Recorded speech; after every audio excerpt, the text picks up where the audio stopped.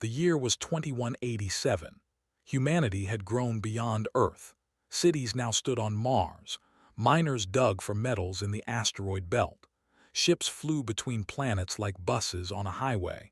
But in all those years of reaching into space, humans had never found anyone else. The universe seemed empty and quiet. Until the night everything changed. Was 23 years old. She worked the night shift at the Sol Orbital Defense Station, a massive ring of metal floating high above Earth. Her job was simple. She listened to space. Most nights, she heard nothing but static and the hum of distant stars. But tonight was different. A strange pattern appeared on her screen. Numbers, a sequence that repeated over and over. 1, 1, 2, 3, 5, 8, 13. She knew this pattern. Every child learned it in school. It was mathematics, the language of the universe. Someone out there was speaking. His hands shook as she called her supervisor. Within an hour, the entire station was awake. Within a day, the whole world knew. Humanity was not alone. 3 days later, a metal sphere entered the solar system. It moved faster than anything humans had ever built. Scientists tracked it with their telescopes. They expected it to fly past Earth, maybe toward the sun. Instead, it slowed down. It slowed down perfectly, like a car parking in a garage. Then it stopped and floated in orbit around Earth. The sphere was silver and smooth. It was about 2 meters wide, roughly the size of a small car. It had no windows, no doors, no markings of any kind. It just hung there in the black sky, waiting. Stood at the observation window and stared at it. She was 34 years old, a physicist who specialized in weapons. The government had sent her to study the sphere, to figure out what it was, to figure out what it wanted. Her older brother stood beside her. He was an admiral in the United Earth Fleet, a man who had spent his life preparing for threats from space, but nothing had prepared him for this. "It's beautiful," whispered. "Beautiful things can be dangerous," replied. Teams of scientists worked around the clock. They sent signals to the sphere. They flew drones around it. They took measurements and samples of the air nearby. The sphere did nothing. It just waited. Finally, convinced the council to let her team get closer. They sent a small probe to touch the surface. The moment metal touched metal, the sphere opened. Not like a door opening, more like a flower blooming. Panels slid apart, revealing a soft blue light inside, and at the center of that light was something that made heart stop. Energy, pure, impossible energy. She recognized the signature from her studies, antimatter, but not like any antimatter humans had ever created. This was stable, contained, perfect. "This is a gift," one scientist said. "They're giving us free energy, unlimited power." "Maybe," said, but something felt wrong. She had spent her life studying weapons. She knew what danger looked like, even when it was dressed in beauty. She ran more tests. She studied the energy patterns. She mapped every part of the sphere's structure, and then on the third day she found it. A timer hidden deep inside the sphere's code, counting down. 72 hours. Felt cold. She ran the calculations again and again. Each time the answer was the same. The sphere was not a gift. It was a bomb, and when it exploded it would carry enough force to crack Earth's crust, to turn the planet into a ball of fire and ash, to end everything. She called an emergency meeting. Leaders from every nation appeared on screens around her. She explained what she had found. Some did not believe her. Some screamed in anger. Some simply went silent. "Can we move it?" someone asked. "No," said. "It has shields. It absorbs any force we throw at it." "Can we destroy it?" "No, we've tried everything. Missiles, lasers, nuclear weapons, nothing works." "Then what do we do?" Looked out the window at the sphere. It still looked beautiful. It still glowed with that soft blue light. But now she knew the truth. This was not first contact. This was not a greeting from friendly neighbors. This was an execution. Somewhere out there, An alien species had looked at humanity and made a decision.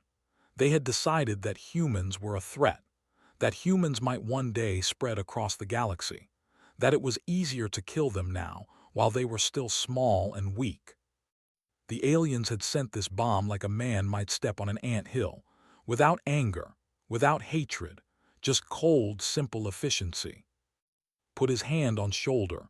There has to be something, he said, some way to fight back. Closed her eyes. 72 hours. That was all humanity had left. 3 days to solve an impossible problem. But as she stood there in the silence, a small idea began to form. The aliens had built this bomb to destroy a primitive species. They had assumed humans could not understand it, could not touch it, could not change it. What if they were wrong? What if humans were not as weak as the aliens believed? Opened her eyes. "Get me everything we have on this sphere," she said. "Every scan, every reading, every piece of data, and find me the best engineer on Earth. We're not going to die like this, not without a fight." The countdown continued, 71 hours, 58 minutes. And humanity began to fight back. The news spread across Earth like fire. Within hours, everyone knew. A bomb floated in the sky. The end was coming. Some people ran to churches and temples. Some held their families close. Some broke into stores and took whatever they wanted. Governments tried to keep order, but fear is a powerful thing. The world was falling apart before the bomb even exploded. But in the Seoul Orbital Defense Station, refused to give up. She had called for help and help had come, arrived on the morning of the second day. He was 67 years old with gray hair and tired eyes. 30 years ago, he had built Earth's first fusion reactor. Now he spent his days fishing and trying to forget the things he had created. "They say you're the best engineer who ever lived," said. Laughed, it was not a happy sound. "They also say I built illegal weapons in my basement. Both things are true." Behind him came. She was 60 years old, a theoretical physicist who had taught everything she knew. She had retired 5 years ago, but when she heard about the bomb, she had come out of retirement. "Show me what we're dealing with," said. Showed them everything. The sphere's design, its energy signature. The countdown that continued to tick away, 54 hours now, less than 2.5 days. "The shields adapt," explained. "We hit it with a laser, it absorbs the laser. We hit it with a missile, it redirects the explosion. Every attack just makes it stronger." "Then we don't attack it from outside," said slowly. He was staring at the diagrams, his old eyes sharp and focused. "We go inside." Inside, stepped forward. He had been listening from the corner of the room. "The sphere is sealed. There's no way in." "There's always a way in," replied. "The aliens had to build this thing. That means somewhere there's a seam, a crack, a place where we can break through." They worked through the night and studied the sphere's structure while designed tools that might cut through alien metal. Organized a team of soldiers, the best pilots and fighters Earth had to offer. By the third day they had found it, a tiny weakness in the sphere's shell, a place where two panels met. The seam was only a few centimeters wide, but it was enough. "I'll lead the team," said. Grabbed his arm. "You could die. If we do nothing, everyone dies." He pulled her into a hug. "You do your job, little sister. Figure out how this thing works. I'll get you inside." The mission launched with 40 hours left on the clock. Shuttle approached the sphere slowly. The pilots held their breath. At any moment the alien shields might activate. At any moment they might all be turned to ash. But nothing happened. The sphere ignored them, just as it had ignored everything else. His cutting tool worked perfectly. It took 3 hours, but finally the team broke through. The seam opened and led his soldiers into the darkness. What they found inside made no sense.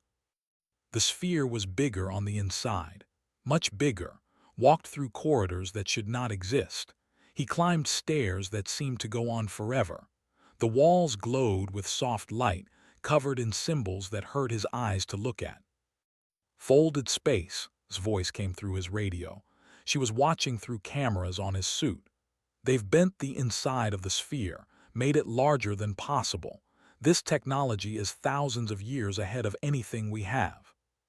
At the center of the sphere, they found the bomb itself. It was a star. A tiny, perfect star, no bigger than a basketball.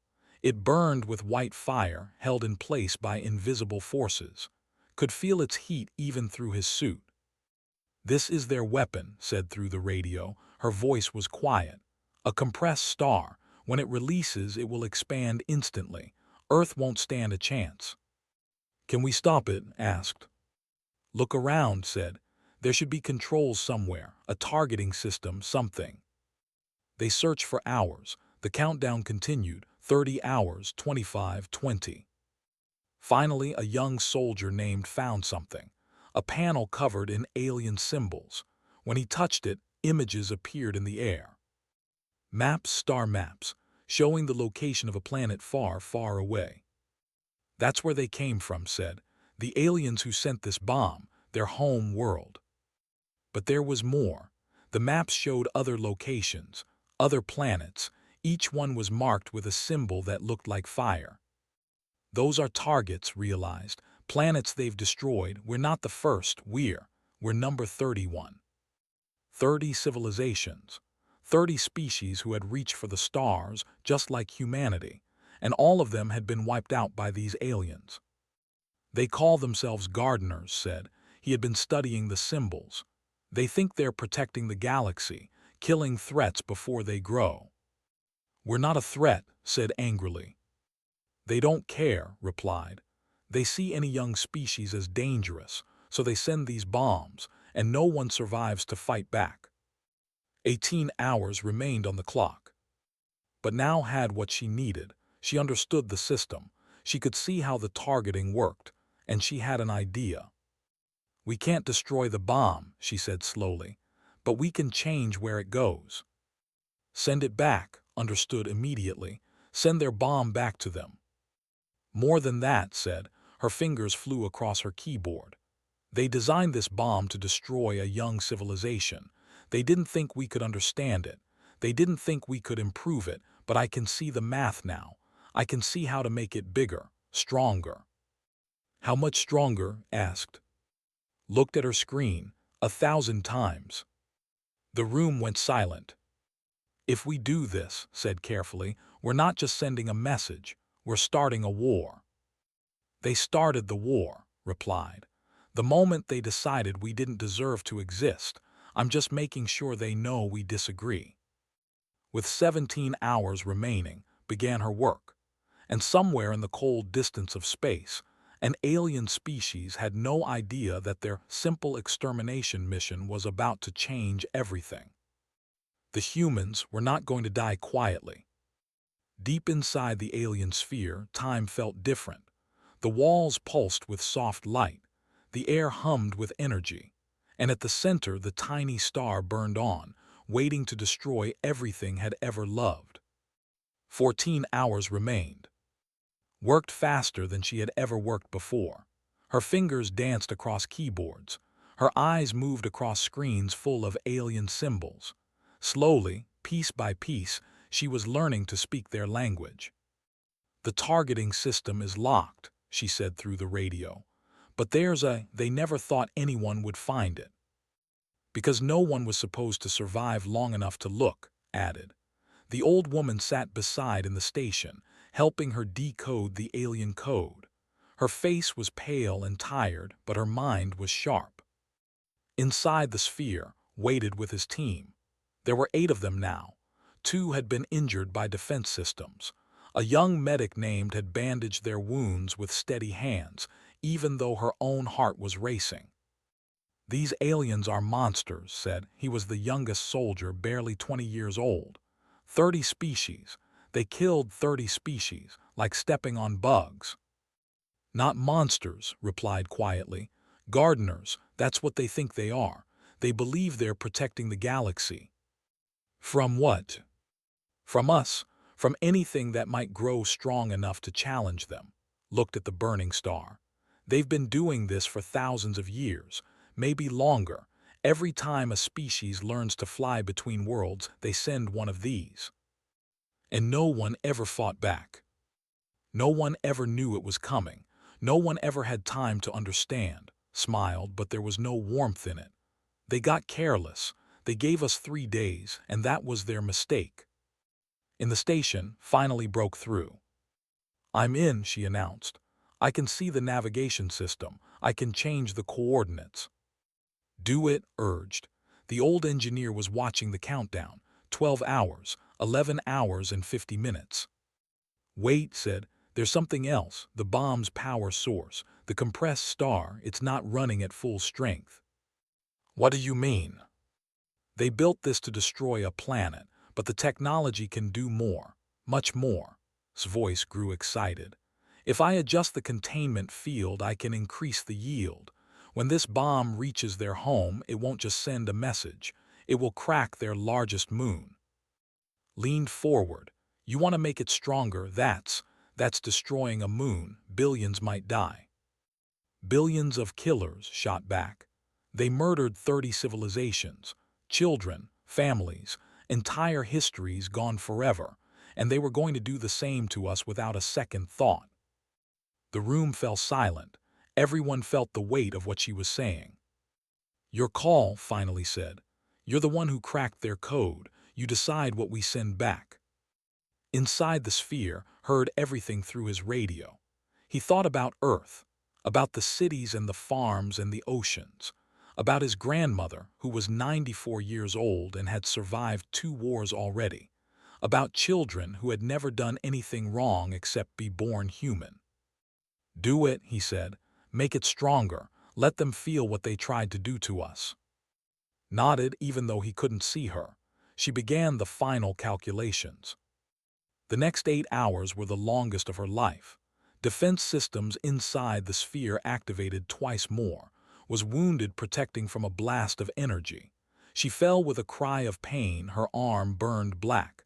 But she stayed conscious. She stayed focused, and picked her up and carried her as the team moved deeper into the sphere's heart. They needed to physically adjust the containment field. No remote system could do it. Someone had to touch the controls near the burning star. Volunteered. "The radiation will kill you," warned. "Then I'll die doing something useful." He handed his weapon to. "Get everyone out after I'm done. That's an order." Walked toward the star. The heat grew stronger with every step. His suit began to smoke. Warning lights flashed across his vision, but he kept walking. The controls were simpler than he expected. 3 symbols, 3 adjustments, talked him through each one. First sequence complete, now the second good, now the third. His hands were shaking. His skin felt like it was on fire, but he finished. "Done," he gasped. "Confirmed," replied. Her voice cracked.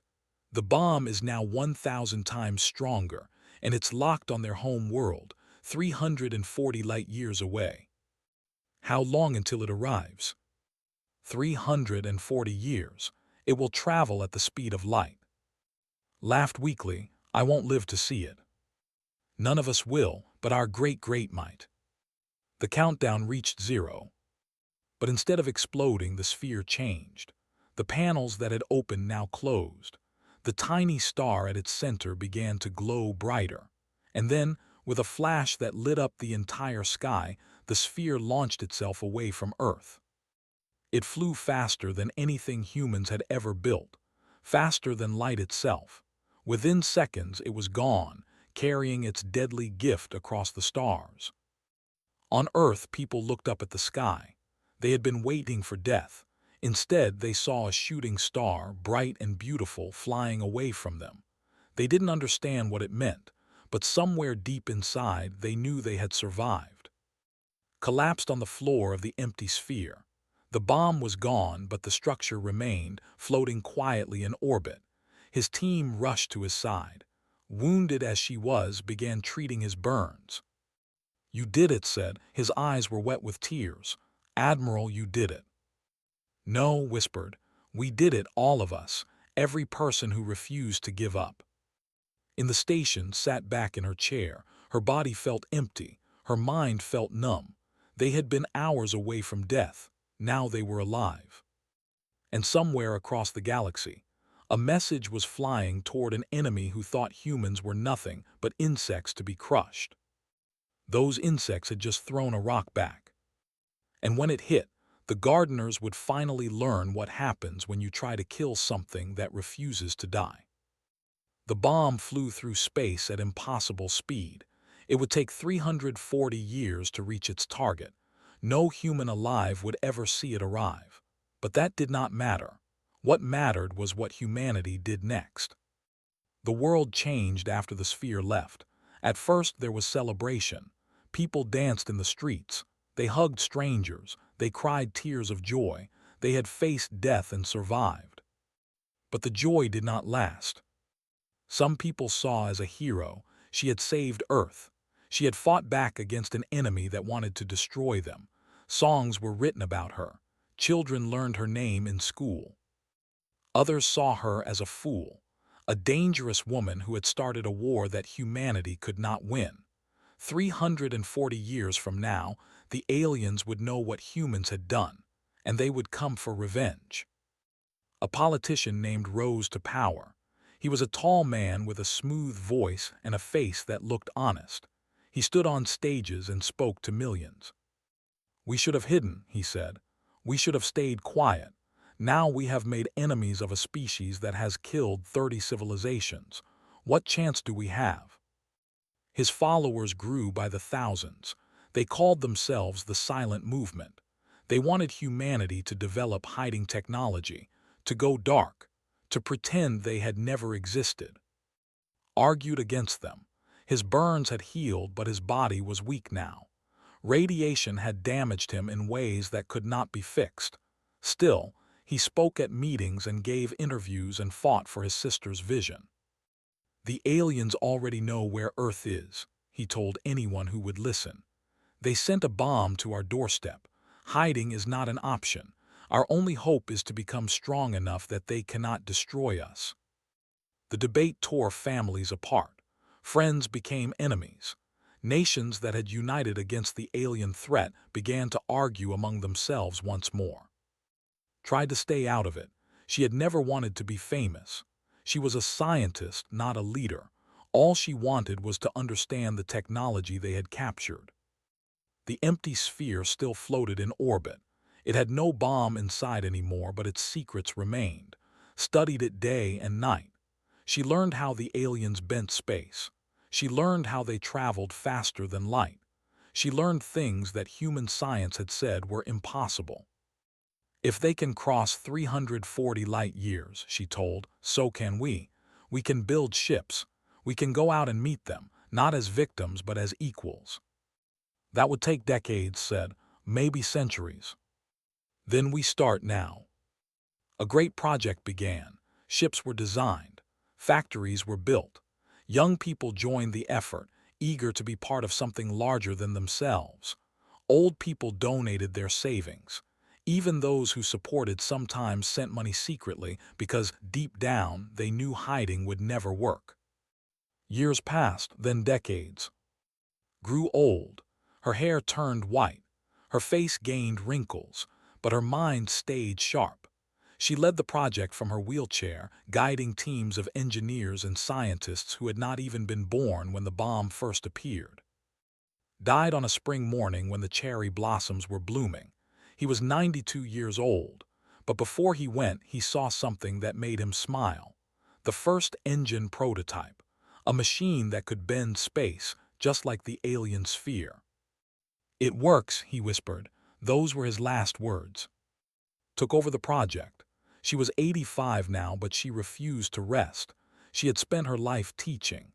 Now she had one final lesson to give: how to build a ship that could carry humanity to the stars. Did not live to see the engine work. He died 10 years after the bomb, his body finally giving out from the radiation. But he died knowing that his sacrifice had meant something. Humanity was building. Humanity was growing. Humanity would not go quietly into the dark. One night, when was 127 years old, she received a visitor. Her grandmother had died long ago, but's great-granddaughter came to see her. A little girl named, only 8 years old. "Are you really the woman who saved Earth?" asked. Smiled, "I'm one of many. It took all of us." "Will the aliens come back?" "Maybe, probably, but we'll be ready." "How do you know?" Looked out the window at the night sky. Somewhere up there her bomb was still flying. Every day it got closer to its target, and every day humanity got stronger. "Because we learned something that day," she said.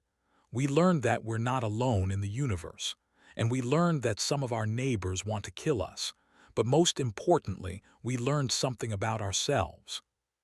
"What?" "That we don't give up, ever. No matter how scared we are, no matter how impossible the odds seem, we keep fighting, we keep building, we keep hopping." She touched the little girl's hand.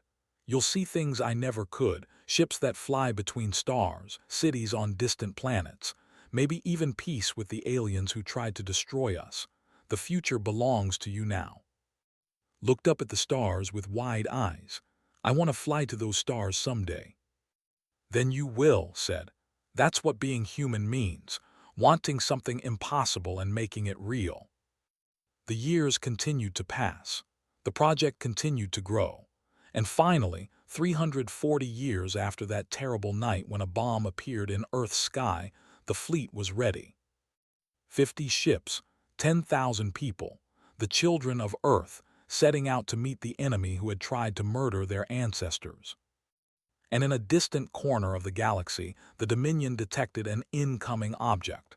They watched it on their screens with confusion. It was too small to be a threat, too slow to be dangerous, just a piece of debris drifting through the void. They ignored it. They should not have. The bomb hit their largest moon at the speed of light. It released all its power in a single instant, and the moon cracked like an egg, pieces flying off into space, crashing into cities below, killing millions in seconds. They screamed in horror.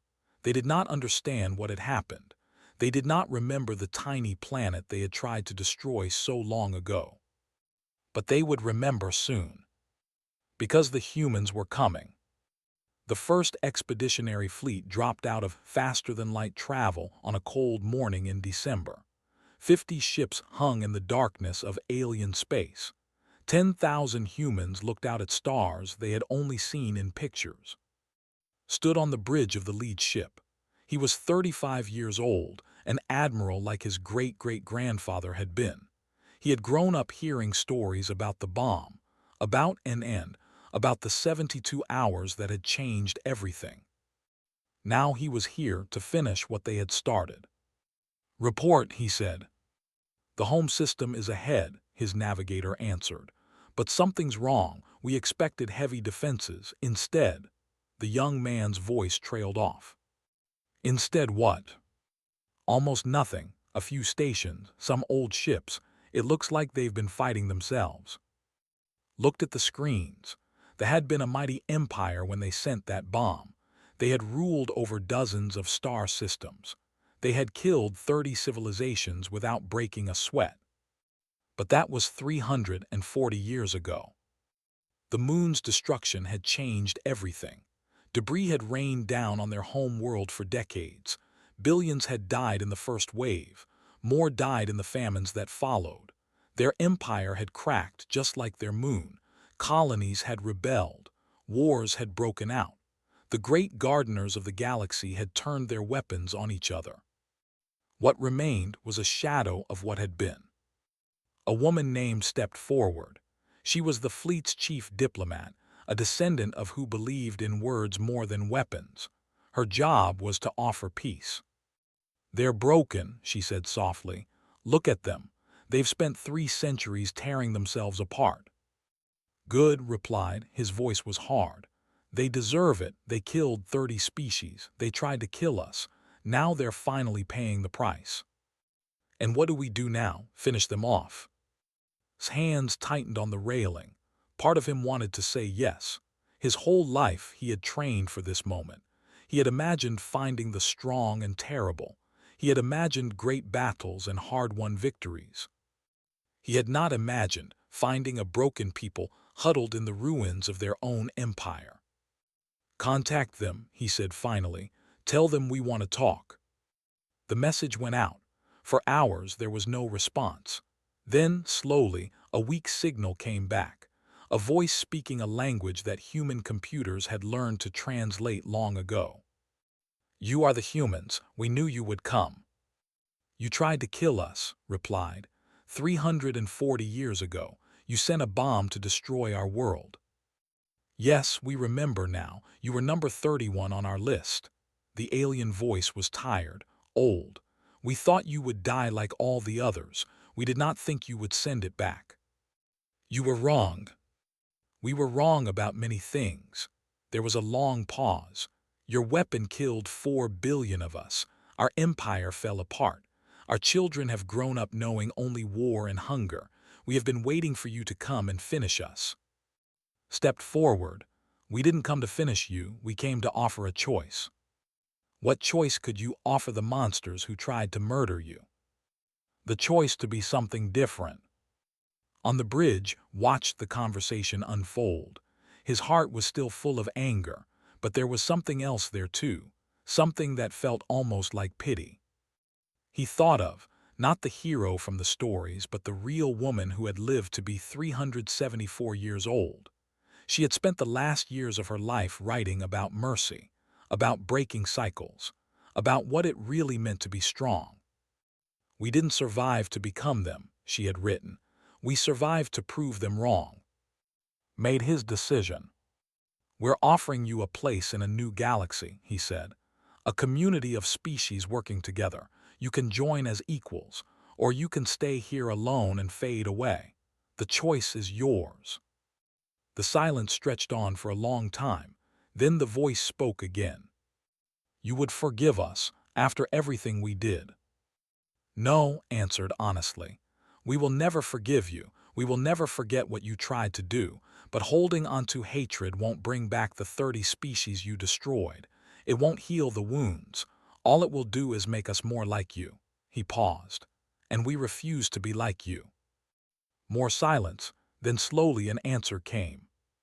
"We accept." It took years to work out the details. Treaties were signed. Borders were drawn. They were not trusted, and they knew it. They had to earn their place in the new order, step by painful step. But they did, slowly, carefully. Generations of humans and grew up together. Old hatreds faded. New bonds formed. On the day the final peace treaty was signed, stood on a balcony overlooking a garden on a colony world. The sky was purple and the grass was blue and nothing looked like Earth, but it felt like home. "Joined him, it's done," she said. 390 years since the bomb, and we finally have peace." "Would have liked this," said. She did like it. She saw the beginning, remember. She knew what we were building, even if she didn't live to see it finished. Smiled. Far below in the garden he could see children playing. Human children with black hair and brown eyes. Children with gray skin and too many arms. They were laughing together, chasing each other through the strange blue grass. "The bomb was meant to end humanity's story," he said quietly. Instead it became the first chapter, finished. It was a line every human knew. It was carved into monuments across 100 worlds. That night Old appeared to in a dream. She was young again, the way she had looked in the old photographs. She smiled at him with kind eyes. "You did well," she said. "I finished what you started," he replied. "No, you started something new, something better." She looked up at the stars. "We survived because we refused to give up, but you did something harder. You refused to become the enemy. That's the real victory." Woke with tears on his face. He did not know if the dream was real or just his tired mind playing tricks, but it did not matter. The message was true either way. Humanity had faced extinction and survived. They had faced hatred and answered with hope. They had faced enemies and turned them into partners. The universe was vast and dark and full of dangers, but it was also full of possibility. And as long as humans kept reaching for the stars, kept building, kept hopping, there was nothing they could not overcome. The gardeners had tried to pull out the weeds. But weeds do not die so easily. They grow back, they spread, they find a way. And sometimes they bloom into something beautiful.